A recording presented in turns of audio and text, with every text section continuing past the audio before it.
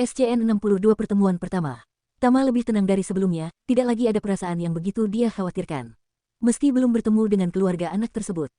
Terlebih setelah mengetahui jika anak yang dia tabrak telah sadar dan tengah dipersiapkan untuk pindah ke ruang perawatan. Zako pulang saja, hari sudah gelap, Maryam pasti menunggumu, ucap Tama. Tidak, aku akan menemanimu, lagi pula aku sudah memberi kabar pada Maryam, ucap Reza. Mendengar jawaban dari sahabatnya Tama merasa lega, sejujurnya dia juga ingin Reza menemaninya, namun rasa tidak enak hatilah yang membuat Tama meminta Reza untuk pulang. Ustadz Hamzah, gumam Reza lirih. Ada apa Za? Tanya Tama yang merasa Reza mengatakan sesuatu. Tidak, hanya saja aku seperti mengenal orang itu, ucap Reza dengan pandangan mengarah pada 3 orang yang berjalan di lorong yang sama di mana Reza dan Tama tengah berdiri. Tama pun tampak menajamkan penglihatannya, merasa jika ketiga orang tersebut tengah berjalan menuju arahnya. Namun tidak satu pun dari mereka yang Tama kenal. Tidak salah lagi, benar itu Ustadz Hamzah, gumam Reza lagi. Kau mengenal mereka? Tanya Tama dengan wajah menatap sahabatnya. Reza pun menganggukkan kepala, tanda mengiyakan pertanyaan Tama, sepertinya mereka orang yang sedang kita tunggu Tam. Ucap Reza kemudian. Jantung Tama serasa berdebar dengan kencang, namun Tama sudah sangat siap dengan segala kemungkinan yang akan terjadi. Assalamualaikum, ucap Ustadz Hamzah ketika berdiri tepat di hadapan Reza dan Tama. Lonak Reza, ucap Ustadz Hamzah lagi. Waalaikumsalam Pak Ustadz, iya saya Pak, jawab Reza dengan mengulurkan tangan kemudian menjabat tangan Ustadz Hamzah dan Kiai Sepuh yang juga datang. Bagaimana kondisinya Nak Reza? Tanya Kiai Sepuh yang merasa khawatir. Jadi anak itu keluarga Ustadz Hamzah dan Kiai Sepuh? Tanya Reza kemudian, dan Tama pun hanya diam dan menundukkan wajahnya. Bukan Nak Reza, anak tersebut santri kami, keluarganya berada di Jawa Timur namun saat ini orang tuanya sedang merantau ke luar negeri. Dek, Tama semakin merasa bersalah mendengar penuturan Ustadz Hamzah. Maafkan saya Pak Ustadz, saya hilaf, ucap Tama memberanikan diri menyela pembicaraan Reza dan Ustadz Hamzah. Ustadz Hamzah tampak mengerutkan dahi, dan sejenak berpikir. Meski merasa bingung dengan kata hilaf yang diucapkan Tama, namun seketika Ustadz Hamzah menyadari jika Tamalah yang telah menabrak santrinya. Saya Tama Pak Ustadz, saya juga yang telah menabrak santri Bapak, ucap Tama lagi memberi penjelasan. Ustadz Hamzah menampakkan ekspresi wajah yang tenang dan teduh setelah mendengar pengakuan Tama, setelahnya menghela nafas panjang. Dan menganggukkan kepala. Insya Allah saya akan tanggung jawab Pak Ustadz, sergah Tama lagi. Ustadz Hamzah pun tampak tersenyum ramah pada Tama, terima kasih Nak Tama, ucapnya kemudian. Di antara mereka, sedari tadi berdiri seorang gadis yang tidak lain merupakan Nisa, anak perempuan Ustadz Hamzah. Nisa yang ikut datang ke rumah sakit karena merasa khawatir terhadap kondisi santri di pesantren. Menunggu beberapa saat akhirnya pintu ruangan terbuka, disusul 3 orang perawat yang mendorong berangkar di mana santri Ustadz Hamzah terbaring di sana. Melihat kondisi anak yang dia tabrak, Tama merasa bersalah, pasalnya selain patah tulang, anak tersebut juga mengalami luka luar di beberapa tempat seperti wajah dan tangannya. Tenangkan dirimu, ucap Reza dengan menepuk bahu Tama, yang ketika itu sama-sama berjalan menuju ruang perawatan, meninggalkan ruang operasi. Masih dalam kondisi pengaruh obat bius jadi santri tersebut masih tetap memejamkan mata. Zako pulang saja, aku akan menunggu anak itu, ucap Tama. Kau yakin? Tanya Reza memastikan. Tama pun menjawab dengan anggukan kepala. Baiklah kalau begitu aku akan pulang, besok pagi aku akan ke sini lagi. Tama pun tersenyum pada sahabatnya, dan kemudian menganggukkan kepala lagi. Setelah benar-benar memastikan sahabatnya tidak masalah untuk ditinggal dan juga santri tersebut dalam kondisi baik, Reza memilih untuk pulang, kemudian berpamitan pada Ustadz Hamzah dan Kiai Sepuh. Suasana ruangan VIP terasa hening, terlebih setelah kepergian Reza, Tama merasa sangat canggung berada di tengah-tengah orang yang baru dia kenal. Maaf Pak Ustadz, lalu bagaimana dengan orang tua anak ini? Tanya Tama memberanikan diri membuka pembicaraan. Ustadz Hamzah pun tersenyum ramah, Nak Tama tidak perlu khawatir, keluarga sudah kami hubungi, dan karena tidak bisa pulang, mereka pun memasrahkan anak tersebut pada kami, ucapnya kemudian. Bukan tanpa alasan Ustadz Hamzah berbicara panjang lebar, Ustadz Hamzah jelas mengetahui wajah kepanikan dan penuh rasa bersalah pada Tama. Mendengar penuturan Ustadz Hamzah, Tama pun sedikit merasa lega. Saya akan bertanggung jawab terhadap anak itu, sekalipun keluarganya mungkin akan menuntut saya, ucap Tama dengan wajah tertunduk. Mendengar penuturan dari Tama, Ustadz Hamzah pun mendekat, dan menepuk bahu kekar Tama, tidak perlu khawatir Nak Tama, semua sudah diatur Allah, insya Allah semua bisa diselesaikan baik-baik, ucap Ustadz Hamzah memberi penjelasan. Terima kasih Pak Ustadz, ucap Tama dengan meraih tangan Ustadz Hamzah, kemudian menciumnya. Ustadz Hamzah membalas dengan senyuman ramah. Suasana kembali hening, dan terasa sunyi. Semua orang hanya larut dalam pikiran masing-masing. Abi, ucap Nisa dengan suara lirih mendekat pada Ustadz Hamzah. Ustadz Hamzah mengangkat dagunya, isyarat menjawab panggilan Nisa. Sebaiknya Abi dan kakek pulang, Nisa akan berjaga di sini, ucap Nisa. Ustadz Hamzah tampak berpikir, Abi akan di sini. Tapi malam ini Abi ada kajian akbar, ucap Nisa. Hampir saja Ustadz Hamzah lupa dengan jadwalnya mengisi di sebuah kajian tahunan. Nisa yang akan berjaga di sini Abi pulang saja dengan kakek, Nisa akan selalu mengabarkan kondisi Ali, ucap Nisa meyakinkan.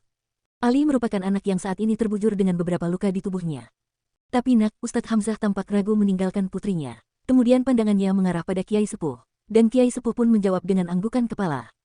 Saya juga akan di sini Pak Ustadz, saya akan bertanggung jawab pada Ali, ucap Tama sopan.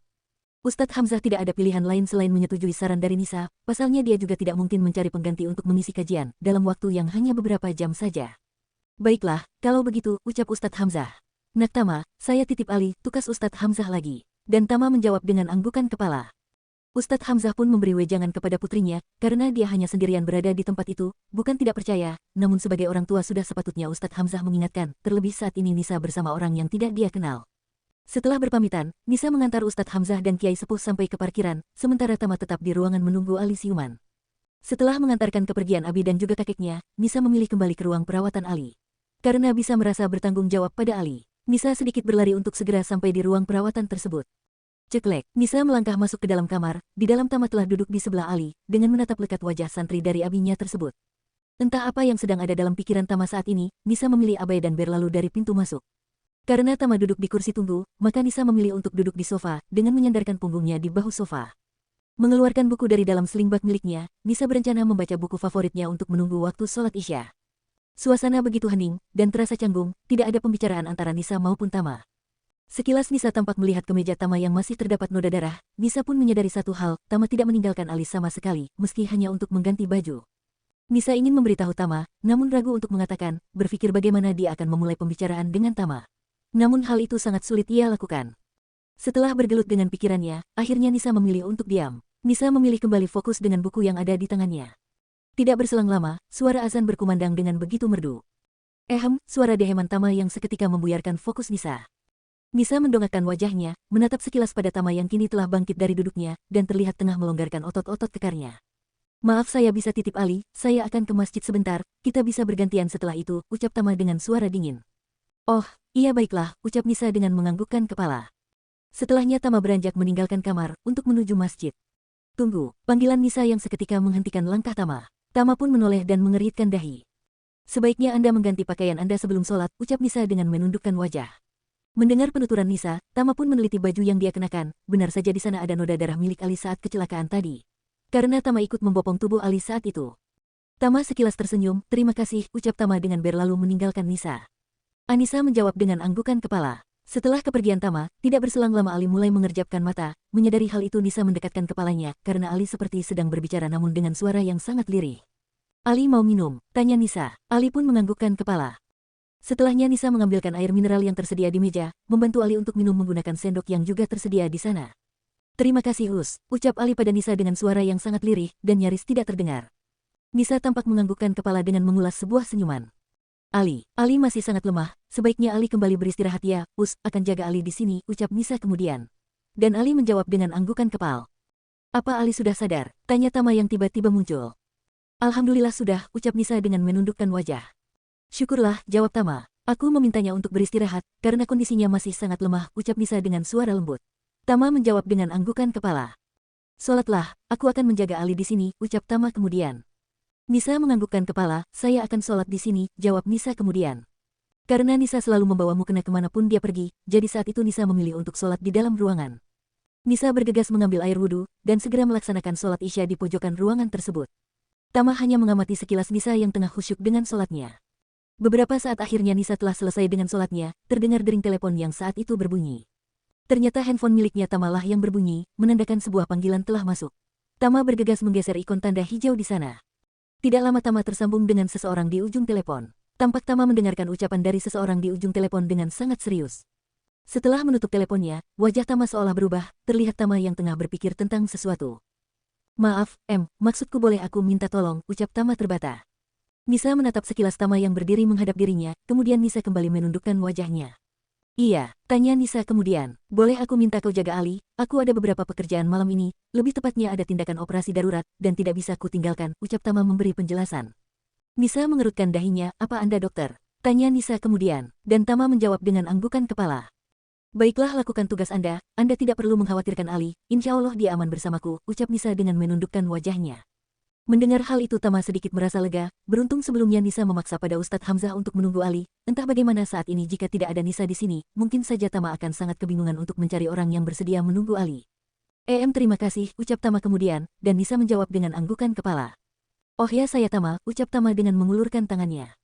Saya tahu, ucap Nisa singkat. Karena memang Nisa telah mengetahui jika sebelumnya sosok di hadapannya bernama Tama, dari perkenalan sebelumnya dengan abinya atau Ustadz Hamzah. Saya Nisa, ucap Nisa dengan mengatupkan kedua tangannya di dada. Mengabaikan tangan Tama yang menggantung di udara, melihat itu Tama segera menarik kembali tangannya dan menyimpannya dalam saku celananya. Oh, iya Nisa ya, baik terima kasih sekali lagi, ucap Tama. Setelah cukup berbincang secara singkat, Tama pun berpamitan untuk meninggalkan Nisa dan Ali yang masih beristirahat.